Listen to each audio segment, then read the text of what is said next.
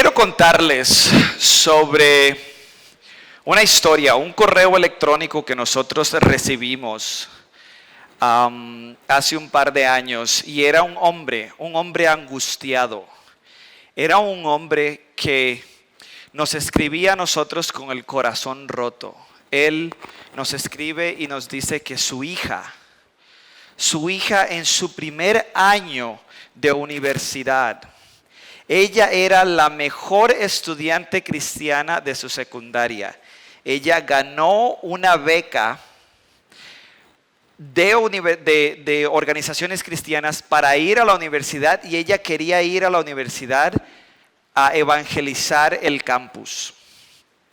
Ella se fue a la Universidad de Carolina del Norte en Chapel Hill, y 4 semanas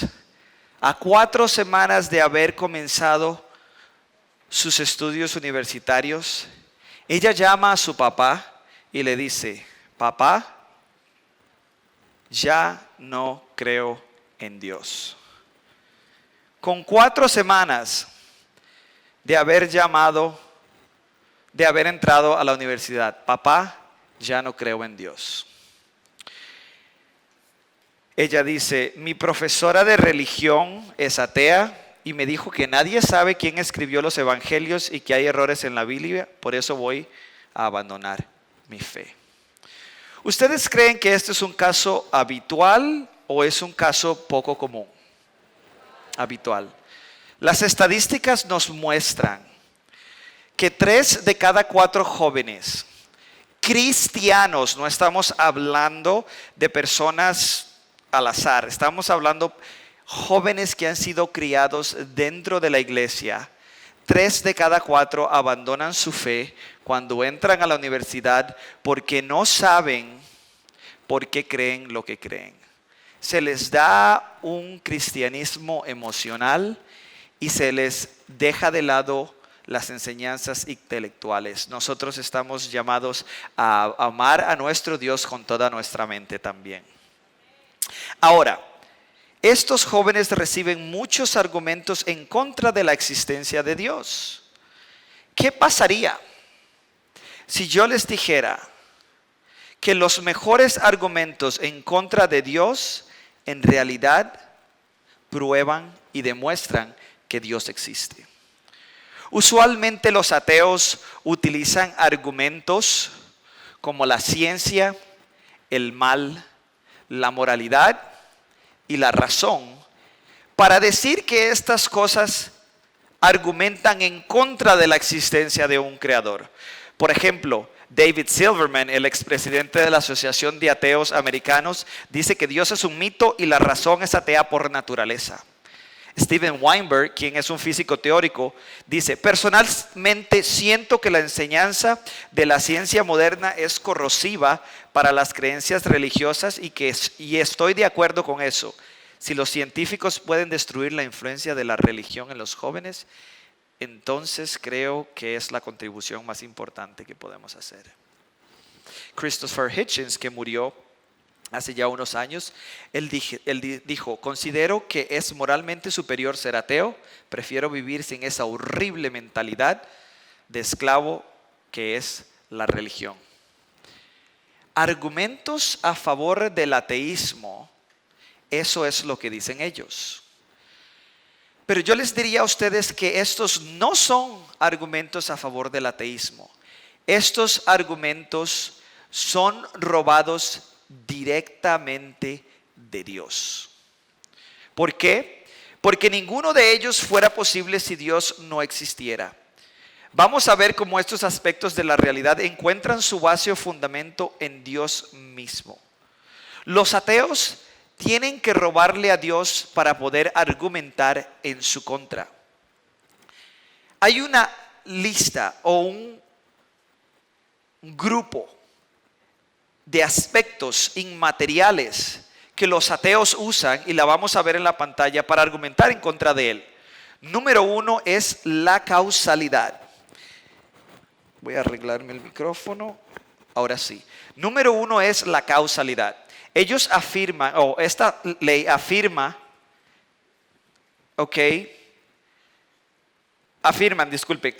ellos afirman los ateos que esta ley o principio, pero este metódico universo de causa y efecto no existiría sin un ser que lo ordene. Esa sería la ley de la causalidad.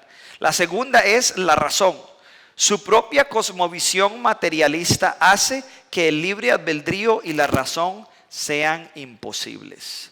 La número 3 sería la información. Ellos llenan libros con información en contra de Dios, pero niegan que una mente suprema es necesaria para explicar los altos grados de información compleja que se encuentran en nuestra naturaleza, como lo vimos en la charla del doctor Antonio Cruz. Luego, ellos también se aferran de la moralidad y afirman que no existe la moralidad objetiva y al mismo tiempo intentan imponer sus propios códigos morales como si fueran universales. El mal es otro problema. Ellos afirman que el mal y el bien no existen, pero viven indignados por la maldad del Dios de la Biblia. Y al final, la ciencia. Actúan como si el método científico fuera exclusivamente ateo. No se dan cuenta que no podríamos hacer ciencia de manera confiable si el ateísmo fuera cierto. Entonces nosotros tenemos un grupo de realidades inmateriales que los ateos utilizan, pero que no existirían si Dios no existe. Los ateos son materialistas, pero todos estos aspectos de la realidad tienen un fundamento inmaterial basado en Dios. Por lo tanto, cuando los ateos mencionan alguno de ellos para apoyar el ateísmo, están robándole a Dios para poder argumentar en su contra. En otras palabras, los ateos están cometiendo crímenes intelectuales cuando citan estos aspectos de la realidad para argumentar en contra de Dios. Y nosotros debemos de señalar sus inconsistencias porque nosotros estamos llamados a hacerlo. Nosotros se nos llama a destruir argumentos y toda altivez que se levanta en contra del conocimiento de Dios y llevamos cautivo todo pensamiento para que se someta a Cristo. Y antes de comenzar, me gustaría decirles a ustedes que debemos siempre de acordarnos que nuestra lucha no es contra otras personas. Es contra fuerzas espirituales malignas, contra poderes, autoridades, contra potestades que dominan este mundo de tinieblas. Por eso tenemos el deber de refutar estas ideas que son obstáculos para muchos, para llevarlos al pie de la cruz. Ahora, vamos a comenzar con la ley de la causalidad. Este va a ser el primer punto que vamos a ver que los ateos le roban a Dios para argumentar contra él. La causalidad, este término describe la relación entre causas y efectos. Es fundamental en todas las ciencias naturales, especialmente en la física. En resumen, esta ley o principio dice que todo efecto tiene una causa, o mejor dicho, todo efecto debe tener una causa adecuada que le anteceda. Existen varios argumentos a favor de la existencia de Dios. Hemos visto varios acá en la conferencia hasta este punto, en el Congreso. Pero hay uno que me encanta que resalta la necesidad de esta ley de la causalidad. El argumento cosmológico Kalam, voy a presentarlo de una forma que es un silogismo deductivo, lo cual es un tipo de razonamiento lógico. ¿Cuántos de ustedes acá han llevado lógica y saben lo que es un silogismo? Es una manera de un razonamiento lógico donde tenemos dos premisas o dos razones y estas nos ayudan a llegar a una conclusión necesaria. La primera premisa o razón es la siguiente: todo lo que comienza a existir tiene una causa. No es controversial. La segunda es: el universo comenzó a existir. Y ya hemos visto por medio de las razones que nos ha dado el doctor Antonio Cruz que el universo comenzó a existir. Por lo tanto, el universo tiene una causa. Es una conclusión necesaria si la premisa número 1, razón número 1 es verdad y la premisa número 2 y la razón número 2 es verdad. Entonces es un argumento sólido y no podemos escapar esta conclusión. Ahora, estas razones son incontrovertibles, pero ya verán cómo algunos tratan de desafiar la segunda premisa. La evidencia para basar esta segunda premisa es lo que nosotros llamamos comúnmente, el Big Bang, o sería la creación desde la nada. ¿Ok? Sería la creación desde la nada. Lo que dijo el doctor Antonio Cruz, creación ex nihilo. ¿Ok? Y Ya no los vuelvo a asustar. Ok. Los mismos ateos nos dan la evidencia de que esto es un hecho. Por ejemplo, el doctor Stephen Hawking, que murió hace poco, él dice lo siguiente. Él dice, casi todos ahora creen que el universo y el tiempo mismo tuvieron un comienzo en el Big Bang.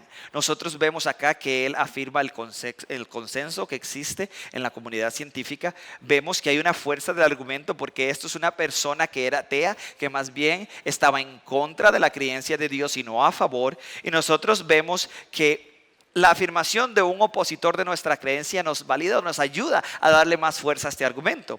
Ahora también vemos al doctor Alexander Vilenkin, a quien conocimos hace rato por medio de la charla del doctor Cruz, y él dice, con la prueba ahora en existencia, los cosmólogos ya no se pueden esconder detrás de la posibilidad de un universo pasado eterno. Ya no existe escape. Ellos tienen que enfrentar el problema de un comienzo cósmico. ¿Por qué es un problema? Porque ellos querían que el universo continuara siendo eterno. Ellos querían que el universo no tuviera un comienzo. ¿Por qué? Porque se acerca mucho al primer verso de la Biblia. En el principio Dios creó los cielos y la tierra. Entonces nosotros vemos estas realidades que los mismos ateos nos están dando la evidencia. ¿Ok? También tenemos la relatividad general de Einstein, que nos dice que no solo se exige un comienzo absoluto, pero sabemos que el tiempo, el espacio y la materia fueron creados en un punto finito en el pasado. El astrónomo Edwin Hubble nos muestra o le mostró a Einstein prueba de que él estaba en lo correcto. Aquí lo vemos a él en el observatorio de Mount Wilson, donde él midió las distancias entre las galaxias y determinó el valor de la velocidad de la expansión del universo. Es más, cuando nosotros vemos que el universo se está expandiendo, no estamos diciendo que las galaxias se están moviendo una más lejos de la otra en un sentido donde se está moviendo en el espacio. No, el espacio en sí se está moviendo. Es como si tuviéramos un balón, como si tuviéramos un globo, ¿ok? Y el globo se comenzara a expandir y los puntitos en el globo se comienzan a mover, a alejarse, pero es el espacio mismo que se está expandiendo. Es el espacio mismo que se está expandiendo. Y nosotros lo que vemos es que Edwin Hubble dice, hey, si el tiempo se invirtiera, el universo colapsaría nuevamente en la nada. En otras palabras, si nosotros viéramos un video de YouTube donde se grabó desde el comienzo del universo y le damos play en reversa, esto es lo que veríamos.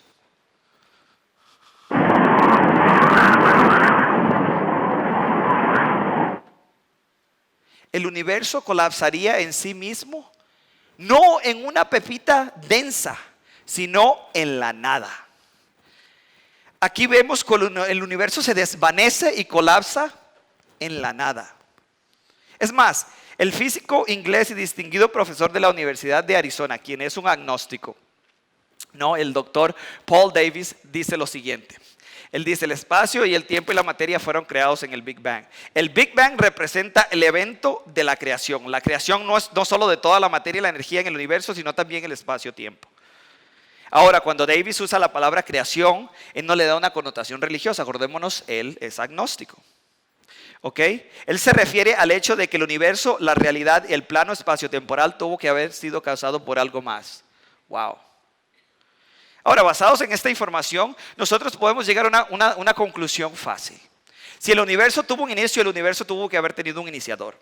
La evidencia solo nos deja dos opciones. Ya sea que todo se creó de la nada por sí solo, que es la posición atea, o que alguien creó algo de la nada, que es la posición teísta. Nosotros vemos estas dos opciones y obviamente vemos, hey, ¿cuál es la posición más razonable? Bueno, obviamente tenemos que ser sinceros y darnos cuenta que ambas posiciones son un milagro, ambas. Pero por lo menos en la segunda nosotros tenemos alguien que haga el milagro. En la primera estamos diciendo que todo se creó de la nada por sí solo, por sí mismo. ¿Ok? Ahora, basado en esto que nosotros sabemos, podemos llegar a la conclusión de que la causa debe tener diferentes atributos. Número uno, esta causa debe de ser inmaterial. ¿Por qué?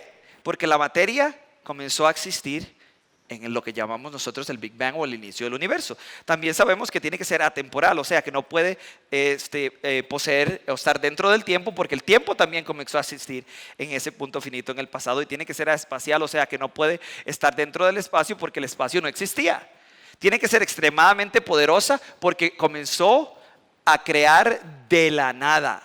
No había materia preexistente. También tiene que ser personal. ¿Por qué tiene que ser personal? Porque decidió crear voluntariamente. Las fuerzas naturales como la gravedad son constantes, carecen de poder de evolución o de voluntad propia. Y tiene que ser supremamente inteligente porque creó un universo con un diseño impresionante, con seres que poseen una complejidad y una biológica magistral. Ahora, cuando yo voy a universidades alrededor del mundo y en los Estados Unidos, esto es lo que me encuentro. Estoy dando una charla, pongo esta diapositiva que les acaba de mostrar y hago la pregunta: ¿cuál posición es más razonable? Y usualmente los ateos que están en la audiencia dicen la primera. Obviamente tienen que escoger la primera porque la segunda va en contra de sus creencias. ¿Cómo así? Ustedes los ateos que se jactan de ser los más lógicos y razonables, que siempre son fieles a la evidencia, pero cuando son desafiados en sus creencias resisten la evidencia y la lógica y terminan gritando incoherencias. ¿Por qué sucede esto? ¿Qué los motiva a ellos? ¿De dónde sacan estas ideas?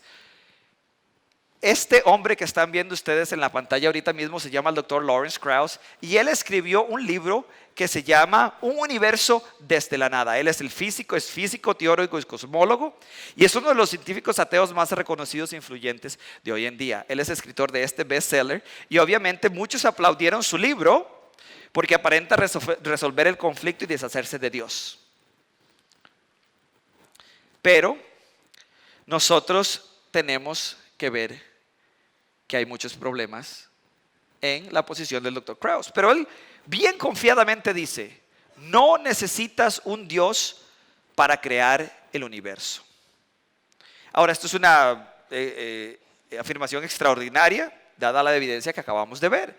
Pero viniendo de un científico tan preparado y tan condecorado académicamente como el Dr. Lawrence Krauss, esto debe tener algún mérito, ¿no? Ahora, antes de proseguir, creo que ustedes deben estar de acuerdo con la cita de Albert Einstein cuando dijo que a menudo se ha dicho, y ciertamente de forma justificada, que el hombre de ciencia es a menudo un mal filósofo. Veremos si esto es cierto en relación con el Dr. Krauss o no. Pero bueno, vamos a ver cómo Krauss se encarga de crear un universo de la nada. ¿Cómo es que él lo explica? Número uno, él redefine la nada. ¿Ok? La nada en realidad es la no existencia, la carencia de existencia completa. ¿Ok? No existe espacio, no existe el tiempo, no existe la materia, no existe nada. Krauss usa la palabra nada para aplacársela a algo, que fue lo que dijo el doctor Antonio Cruz. Él dice, él solo aplica a un vacío cuántico. Krauss es experto en esto de la mecánica cuántica, la cual estudia el nivel cuántico y este nivel es extremadamente pequeño, es el mundo subatómico sumamente misterioso, y es donde estaba Ant-Man en la película Endgame. No, era el mundo subatómico, era este vacío cuántico. ¿Ok? Pero el problema con la afirmación del Dr. Krauss es la siguiente. No, él primero dice, la nada es algo.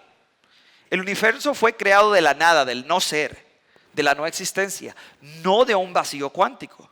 La segunda es, el vacío cuántico es algo.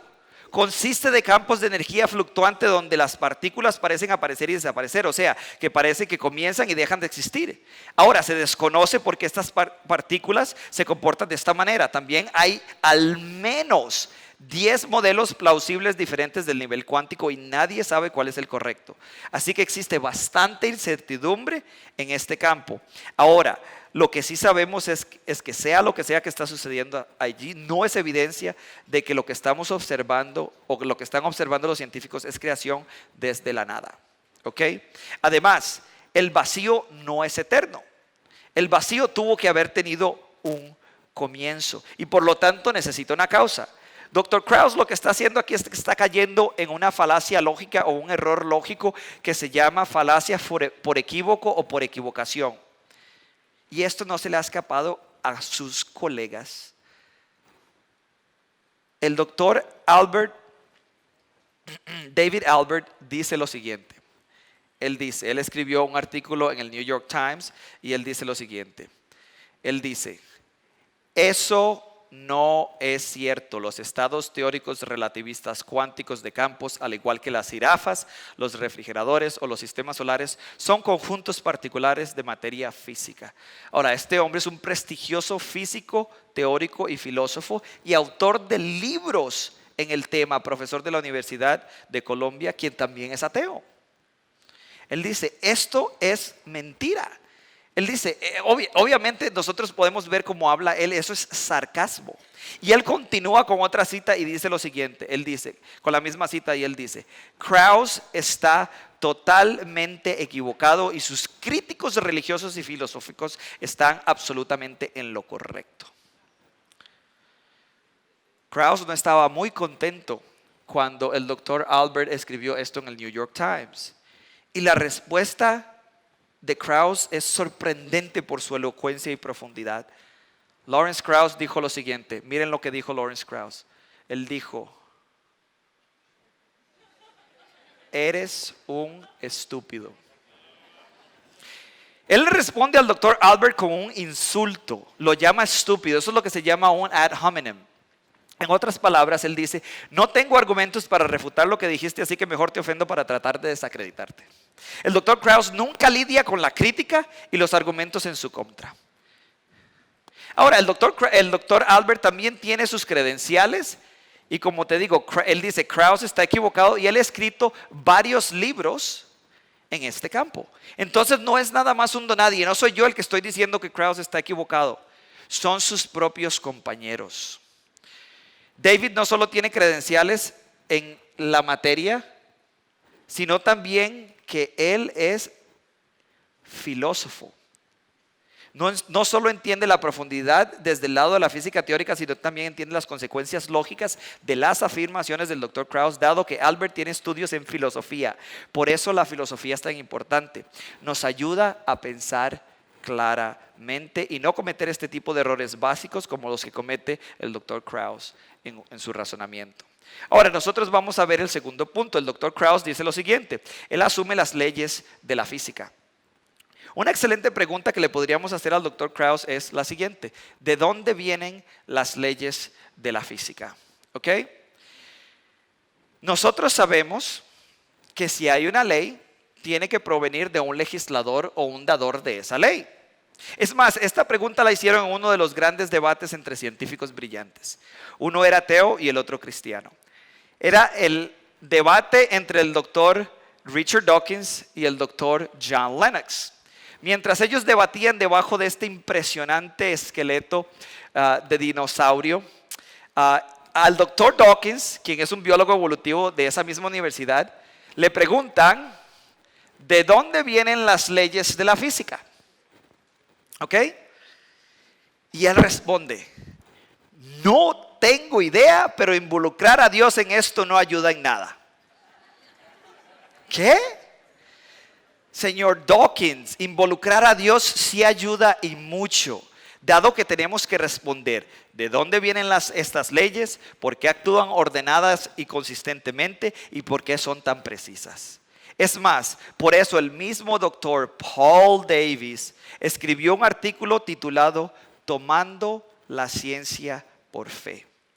Y él hacía este mismo tipo de preguntas. Él dice, ¿por qué existen las leyes naturales precisamente ordenadas? Y él dice, los científicos toman las ordenadas leyes de la física por fe. Y que esas leyes están expresadas en una ordenada relación matemática.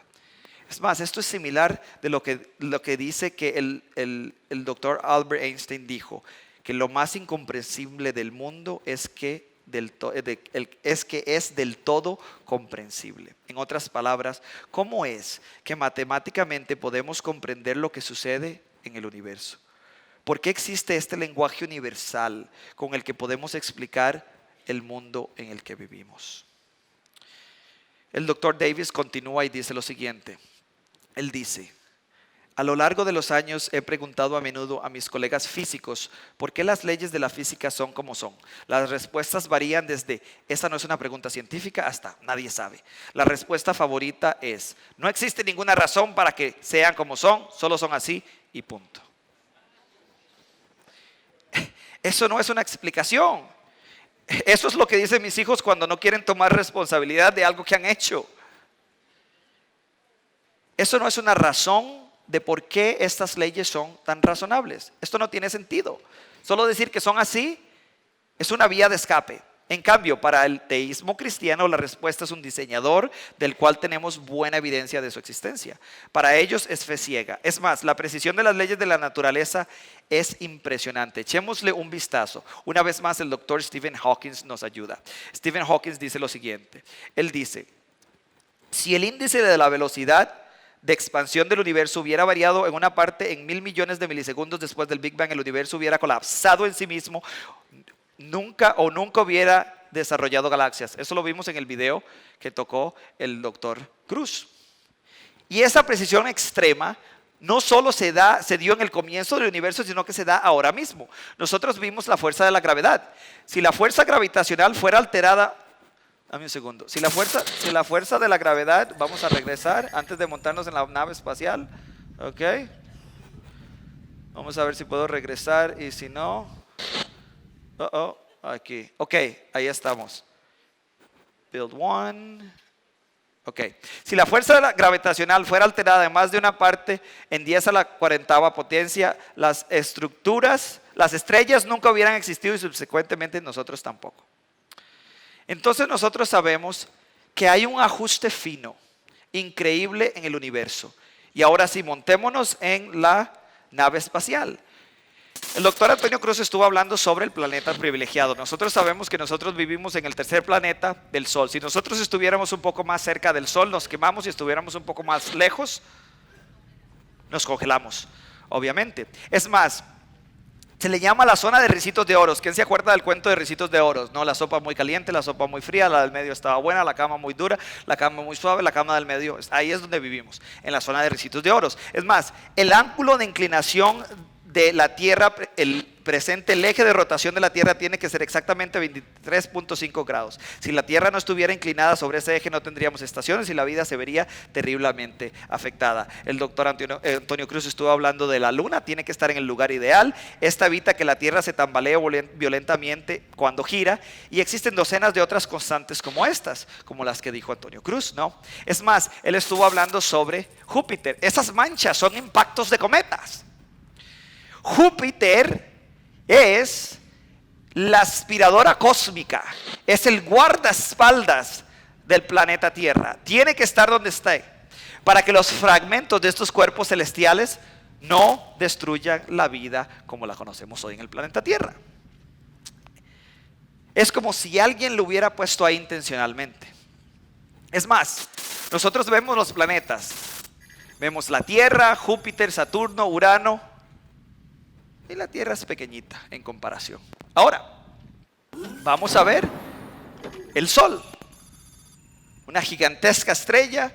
Júpiter a la par parece un enanito. La Tierra ni se diga. ¿Ok?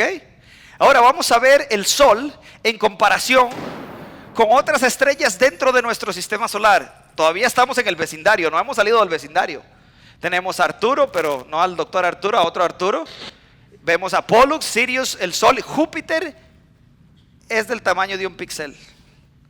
Ahora vamos a ver otras estrellas dentro del vecindario todavía. Ahora nosotros tenemos a Antares, a Betelgeuse, Aldebarán, Rigel, Arturo. El Sol es de un píxel de tamaño. El universo es impresionante. No es de extrañar que Dios nos diga que si queremos saber cómo es Él, que miremos al firmamento. Un espacio majestuoso, inmenso para nosotros parece infinito. Es más, lo que acabamos de ver es solo dentro de nuestra galaxia. Es una parte diminuta de la inmensidad del universo. Nuestra galaxia es una de las 100.000 millones de galaxias que existen en el universo. Y el doctor Antonio Cruz estuvo hablando sobre el principio antrópico.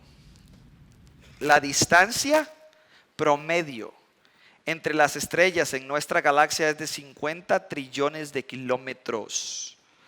Ni en Uber llegamos.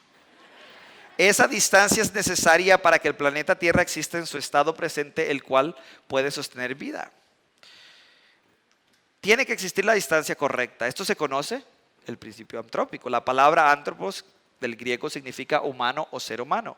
Y el principio básicamente dice, el universo debe tener ciertas propiedades que permiten que la vida se desarrolle. Parece que el universo fue ordenado para que nosotros estuviéramos ahí. Para ese diseño inteligente. Nosotros sabemos que la mejor explicación de la consistencia y la precisión de las leyes naturales, obviamente, es Dios.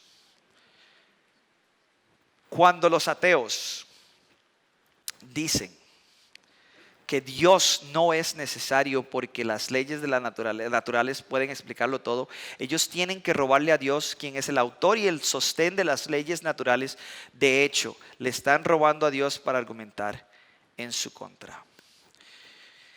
Y el doctor Krauss continúa dudando de la ley de la causalidad. Él duda de la ley de la causalidad. Démosle un vistazo al argumento cosmológico una vez más. Todo lo que comienza a existir tiene una causa. El universo comenzó a existir, por lo tanto el universo tiene una causa. Para muchos ateos, por muchos años, la comunidad científica en general no tenía problemas rechazando la segunda premisa, que el universo comenzó a existir. Ellos creían que el universo era eterno. Ellos simplemente afirmaban que el universo había existido desde siempre. Y ahora lo que hace el doctor Krauss no es rechazar la primera, no es rechazar la segunda, sino rechazar la primera. En otras palabras, él rechaza el principio de la causalidad. Y las consecuencias de esta ley son bastante difíciles. ¿Qué tan importante es la ley de la causalidad? Para nuestra habilidad de razonar es imprescindible. Es fundamental porque la causa de nuestras acciones se origina en nuestra mente, la cual es inmaterial. Para personas como el Dr. Krauss, que son inmaterialistas, ellos afirman que lo único que existe en el mundo es lo material. No les queda otra opción que afirmar que nuestros pensamientos están completamente determinados por reacciones físicas en el cerebro. O sea, que las leyes de la física determinan cada uno de nuestros pensamientos. Y si esto es así, estamos determinados a decir lo que decimos y no a hacer lo que hacemos. No estamos razonando, solo estamos reaccionando. No existe el libre albedrío. Para nuestra habilidad de hacer ciencia, como mínimo la ciencia es la búsqueda entre causas y efectos. Eso es lo que los científicos están tratando de hacer. Están tratando de descubrir cuál es o cuál fue la causa de un efecto en particular. Esta disciplina está basada en el principio de la causalidad. Depende de la relación entre causa y efecto. Ahora, si las cosas pueden existir sin causas, ¿cómo podemos hacer ciencia? Para nuestra habilidad de funcionar diariamente es imprescindible, es parte de todo lo que hacemos, es parte de nuestro sistema de justicia. No podríamos juzgar a nadie si no existe causa y efecto. La causa es el criminal, el efecto es el crimen. Es más, cuando hacemos café en la mañana, tenemos agua caliente, grano molido, lo chorreamos. ¿Cuál es el efecto? El café. La ley de la causalidad es parte de nuestras vidas día a día. Entonces nosotros tenemos que tener presente lo que hace el doctor Krauss. Krauss se apoya en la ley de la causalidad cuando cree que le ayuda al ateísmo, pero la niega cuando le ayuda al teísmo. Él dice, bueno, yo creo en la evolución darwinista y el efecto de la variedad de especies es la evolución. Pero cuando apoya el teísmo y dice que el universo tuvo un comienzo, él dice, bueno, no me conviene creerla aquí, y duda de ella. También él usa la ley de la causalidad para probar la ley de la causalidad. ¿Por qué? Porque él utiliza el método científico que está basado en la ley de la causalidad para decir que esta no existe. Y últimamente él socava la ciencia y la razón, las cuales dependen de la ley de la causalidad. En otras palabras, el doctor Krauss tiene las cosas de cabeza. Y nosotros vamos a ayudarle a él a ver algo.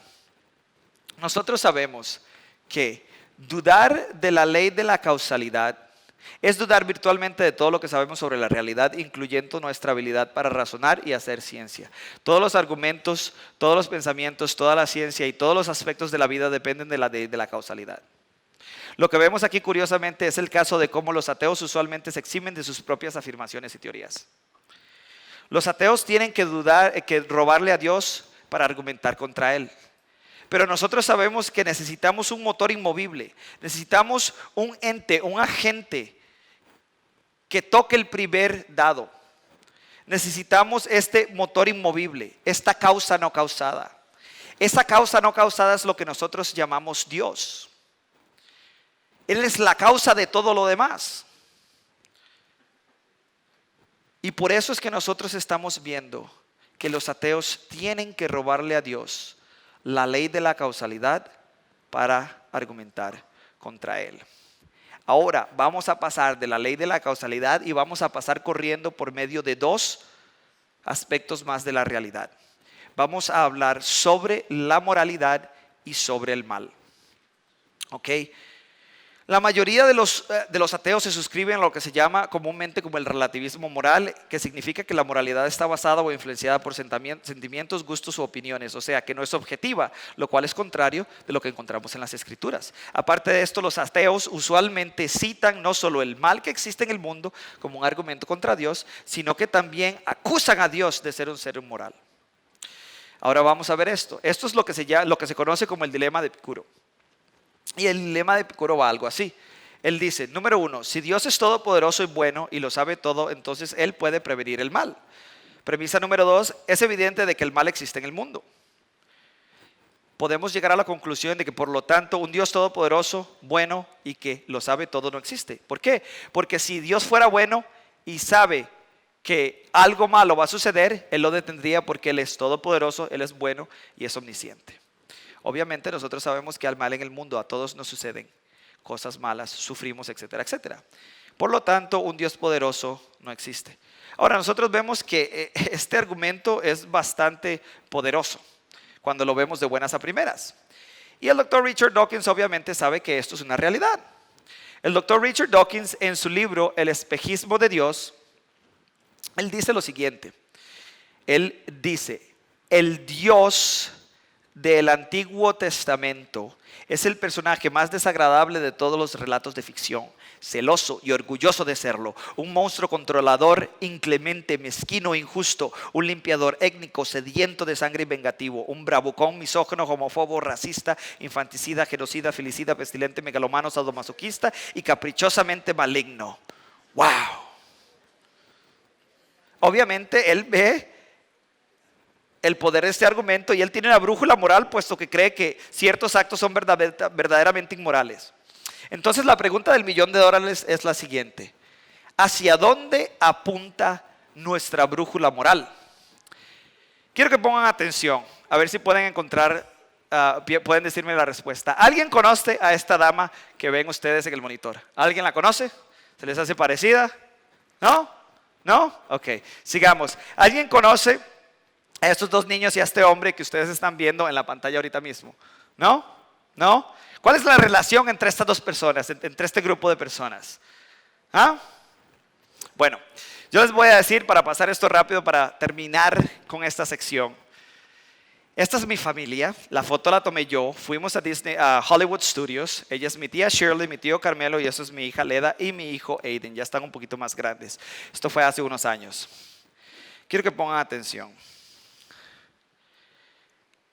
El 4 de septiembre del 2014 yo estaba en mi oficina cuando sonó el teléfono, exactamente a las 9:43 de la mañana. Yo levanté el teléfono y era mi hermana Rosalba desde Costa Rica. Me dice, Coqui, así es como me llama ella de cariño, me dice, Coqui, algo sucede. Y le digo yo, ¿qué pasa, Rosalba? Y ella me dice, estaba hablando con tu tía Shirley y de un pronto a otro ella comenzó a gritar, me dijo, ahí viene, ayúdame por favor, ahí viene, ayúdame, ayúdame. De un pronto a otro oí un disparo y silencio. Traté de llamarla una y otra vez, no contestó el teléfono. Por favor, llama a su patrona, ve a ver si ella está bien. Yo inmediatamente llamé al 911, llamé a la dueña del lugar donde ella vivía, donde estaba trabajando mi tía, y me monté en mi vehículo. A los 5 minutos de haberme montado en el vehículo recibo otra llamada y es de mi tío. Mi tío Carmelo me dice, hola Jorge, ¿cómo estás? Le digo yo, bien Carmelo, ¿te puedo preguntar algo? Y me dice, no te preocupes, yo nada más te llamo para decirte que acabo de matar a tu tía y que voy a decirte dónde la policía puede encontrar mi cuerpo. Estoy a punto de suicidarme. Chao. Como si no hubiera sucedido nada. Ahora, yo les digo una cosa. Si el ateísmo es verdad, en realidad es la opinión de mi tío contra la mía, porque la moralidad es subjetiva. Pero yo todavía tuve que pasar por el duro momento de llegar a decirle a mis hijos que la única mujer que ellos conocían como su abuela se la acababa de arrancar de los brazos el hombre que ellos querían como si fuera su propio abuelo. El doctor Dawkins dice que el asesinato de mi tía fue solo mala suerte. Estar en un lugar equivocado, en el momento equivocado, y no existe un propósito para la muerte de mi tía. Y de mi tío, porque yo lo amaba también.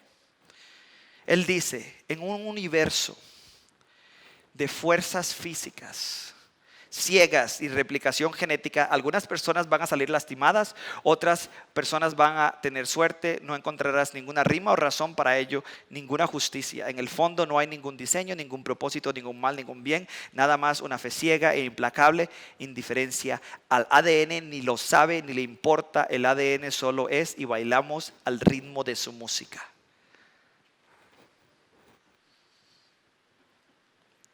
Si el doctor Dawkins tiene razón, no podemos juzgar esto tampoco.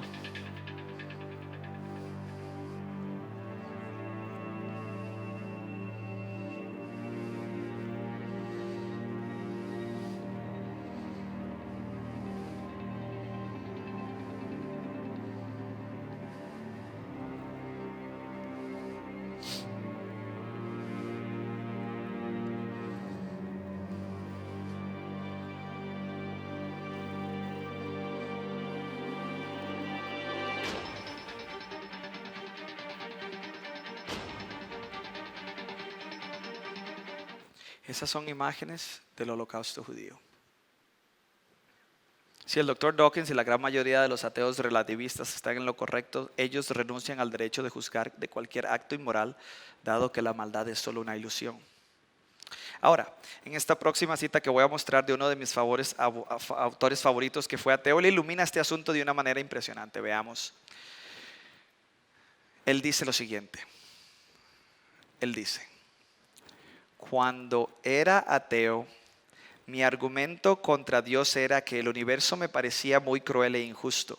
Pero ¿de dónde sacaba yo la idea de lo que es justo e injusto? ¿Con qué estoy comparando el universo para afirmar que no es justo? Un hombre no llama a una línea torcida a menos de que sepa lo que es una línea recta. ¿Con qué estaba comparando este universo cuando lo llamaba injusto?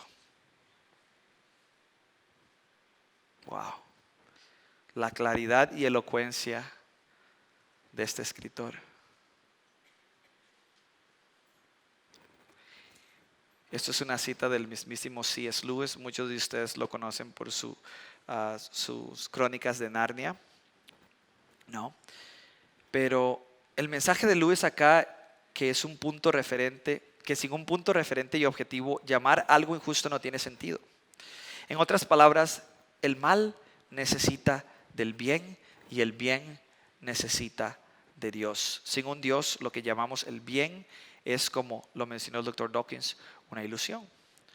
Todos, absolutamente todos nosotros sabemos que es objetivamente inmoral violar a un niño por diversión. La persona que te dice que esto no es inmoral no necesita un argumento, necesita un psiquiátrico.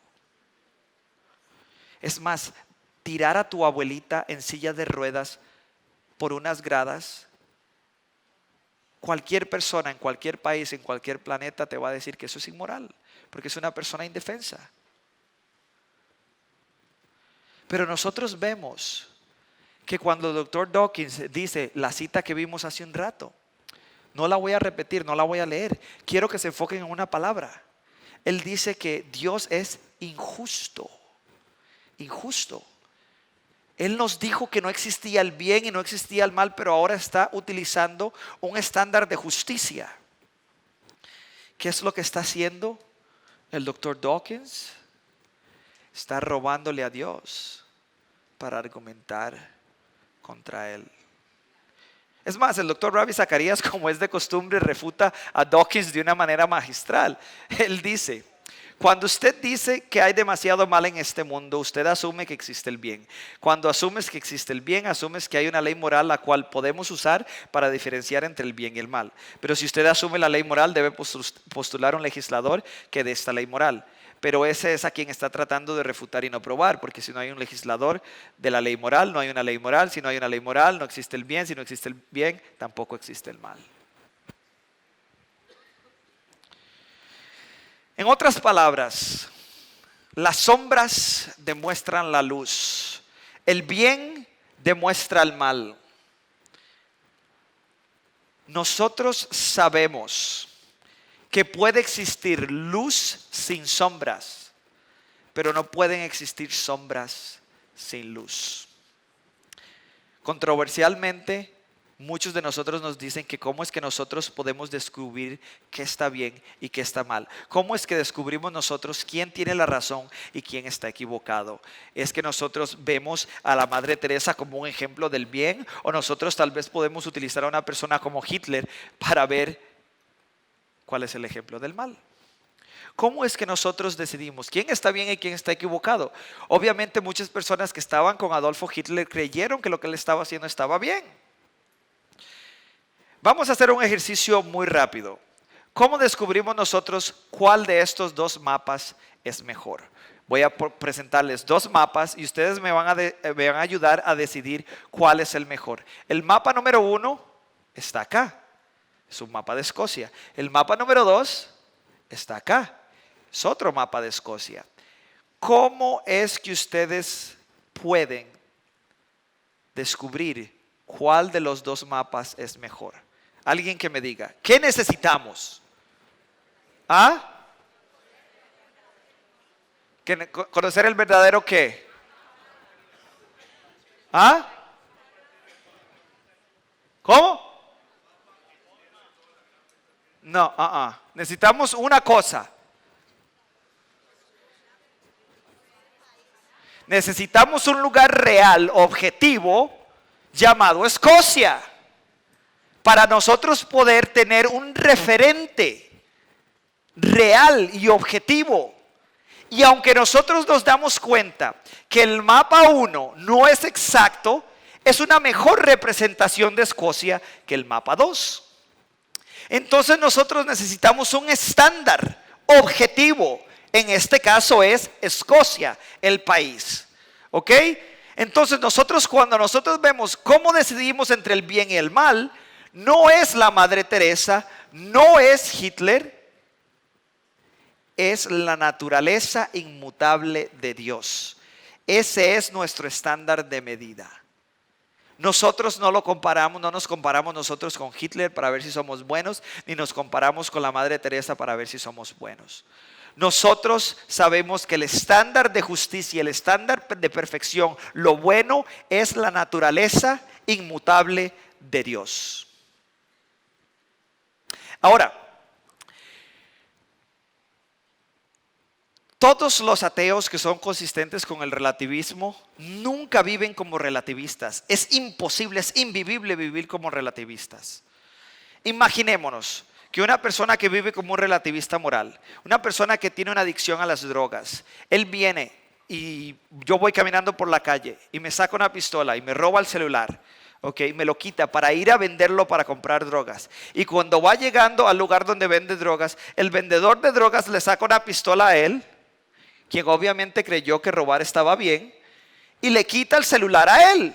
Inmediatamente él va a decir, mi relativismo moral ahora se va a convertir en un objetivismo moral.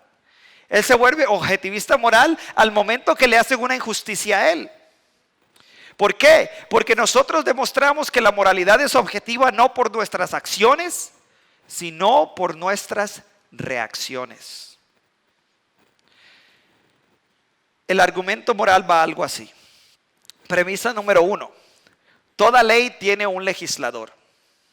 Premisa número 2. Existe una ley moral objetiva. Y lo sabemos. Está escrita en nuestros corazones. No la podemos negar. Desde que somos niños. Es más, ese es el argumento que es imposible no conocer. Por lo tanto, existe un legislador moral objetivo y ese es a quien llamamos Dios. Dios hará justicia, no solo para mí, sino también hará justicia para mi tía, para todos los que estuvieron envueltos en este problema y para todos ustedes que han sido heridos, han sufrido, han sido lastimados, han perdido personas queridas. Si Dios existe y la moralidad es objetiva, Él se va a encargar de arreglar eso. Porque Él no va a dejar que algo que sea injusto quede sin castigo. Ahora, el doctor Dawkins parece que habla de ambos lados de la boca. Él dice lo siguiente. Él dice, en un universo de fuerzas físicas, ya vimos todo esto, él dice que no hay ninguna justicia y él dice que no existe ni el bien ni el mal. Pero del otro lado, él dice, siempre he dicho que soy ferviente antidarwinista cuando se trata de la forma en que debemos organizar nuestras vidas y nuestra moralidad. Queremos evitar basar nuestra sociedad en principios darwinistas. ¿Por qué será? Porque él sabe que vivir como un relativista moral, como lo dicta la evolución, si es que es cierta, es imposible. Esto es otro claro ejemplo clásico de cómo los ateos tienen que robarle a Dios para argumentar contra él. Vamos a ver dos inconsistencias del doctor Richard Dawkins. Dawkins afirma que la moralidad objetiva no existe y al mismo tiempo intenta imponer sus propios códigos morales y deberes morales como objetivos. Y segundo, él afirma que ni el bien ni el mal existen, que solo bailamos al ritmo de nuestro ADN, pero por otro lado vive indignado por el malvado Dios de la Biblia. O sea, que tiene que robarle a Dios y tiene que ser inconsistente, porque él sigue juzgando incesantemente a Dios del Antiguo Testamento, al quien llama tirano, pero al mismo tiempo él dice, no existe ni el mal ni el bien, solo bailamos al ritmo de nuestro ADN. En conclusión, nosotros vemos que la moralidad y el mal serían imposibles si el ateísmo, el cual es fundamentalmente materialista, fuera verdadero. Todos los juicios morales, todas las injusticias, toda la tragedia y todo el mal sería reducido a una insignificante opinión personal. La objetividad de la moral depende de Dios. No podemos escaparnos, esto es lo que corresponde a la realidad. Los ateos tienen que robarle un estándar de justicia a Dios para argumentar contra Él. Pero el estándar de justicia no existiría si Dios no existe. Creo que hemos demostrado que no solo el bien y el mal son reales, sino que la moralidad en sí es objetiva y está fundamentada en la naturaleza de Dios. Nosotros podríamos decir que todo lo que se aleja de Dios es lo malo y cualquier acto que hagamos, cualquier cosa que se acerque a este estándar trascendente es lo que llamamos lo bueno. Si alguien actúa de manera consistente con este estándar, o sea que está más cerca de este estándar que es trascendente, es lo que consideramos el bien y lo que se aleja el mal. Por eso es que los ateos continúan cometiendo crímenes intelectuales y le continúan robando a Dios para argumentar contra Él. Espero que nos haya quedado claro que todos estos aspectos de la realidad no solo son inmateriales, sino que también necesitan de la existencia de Dios para ser reales. La causalidad, la información, la moralidad no existirían sin Dios y sería imposible razonar y hacer ciencia. Los ateos una y otra vez continúan cometiendo crímenes intelectuales cada vez que citan alguno de ellos para argumentar en contra de Dios. Entonces, al principio nosotros pensábamos que estos eran argumentos a favor del ateísmo porque esto es lo que la cultura popular nos dice. Pero nos estamos dando cuenta que no lo son. Ninguno de estos argumentos funciona para los ateos. Estos argumentos son a favor de un Dios que es necesario. Ninguno de ellos existiría si Dios no existe. Es más, ninguno de nosotros existiría si Dios no existe. Nosotros sabemos que la causalidad, la razón, la información, la moralidad, el mal y la ciencia, todos apuntan hacia la existencia de un creador y están fundamentados en Él. Los ateos que utilizan estos aspectos en sus argumentos, cometen crímenes intelectuales al valerse de estos aspectos de la realidad, dado que sin Dios ninguno de ellos existiría. Muchas gracias. Si quieren el caso completo, todo esto viene en el libro Robándole a Dios, bajo el mismo nombre, y pueden recibir la información mandándome un correo o por medio de las redes sociales.